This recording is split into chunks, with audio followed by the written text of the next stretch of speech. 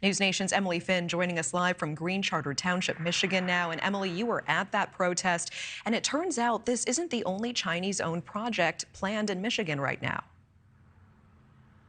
Yeah, that's right, Natasha. We were here in Green Charter Township all day yesterday, and we watched about 1,000 people come here to protest that Gotion plant. But you're correct. As you mentioned, it's not the only one that's raising concerns in Michigan. In a different rural part of the state, Ford Motor Company is actually collaborating with another Chinese business to build a similar electric vehicle plant. And it's drawing backlash from some of our lawmakers in our nation's capital because this problem isn't just exclusive to Michigan. It's happening all over the U.S. About 100 miles from the planned site of a new Chinese-owned EV battery factory is Camp Grayling, where the Michigan National Guard is training the Taiwan military. Residents here now citing national security concerns in their fight against the plant. You don't have to connect too many dots to see the connection to the Chinese government and the Chinese connection with that. I've been looking at, I see spy balloons, okay? We see TikTok under investigation. We see Xi Jinping meeting with Putin. Michigan isn't alone. Just last month in Grand Forks, North Dakota, China-based food producer Fufeng Group bought 300 acres of land seeking approval to build a corn mill. But grassroots efforts to halt the project were a success, with the local city council voting unanimously to end ties to Fufeng. There are other communities either in or going to probably be in the same situation you were in with your town. Right. What's your advice?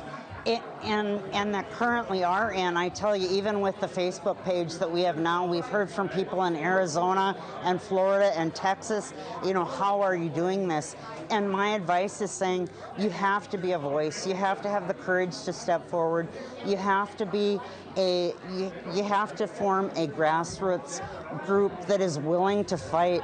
Back in Michigan, residents took that advice, organizing a rally at a Green Charter Township farm this weekend, protesting the Chinese-owned Gotion plant. No! Residents expressing growing concerns with recent efforts for alleged spying from the Chinese Communist Party. China's our #1 enemy. #1, Chapman, you don't care, do ya? And they are getting off on the fact that you guys are okay with Communist Party coming to our backyard. But it's not the only EV factory set to be built in Michigan, raising concerns for its ties to China.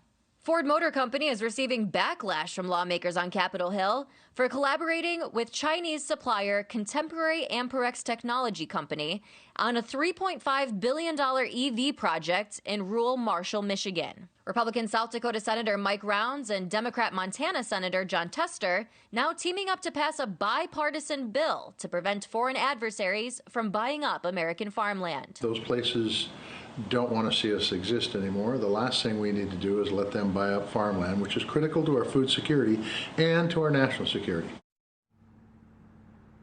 So in addition to that bipartisan bill, there are 11 state legislatures throughout the U.S. that are looking to pass laws to limit countries like China's ability to buy up American farmland. And when we break it down by the numbers here, Natasha, there has been a 55% increase of Chinese ownership of American farms in the past 5 years. And according to the USDA, they now control 384,000 acres of agricultural land in total, with about 3/4 of those farms in the South. So these EV battery plants here in Michigan are just shining a renewed light on this ongoing problem our lawmakers are trying to address. Natasha? Yeah, it certainly warrants investigation. Emily Finn, live for us in Michigan tonight. Thank you so much.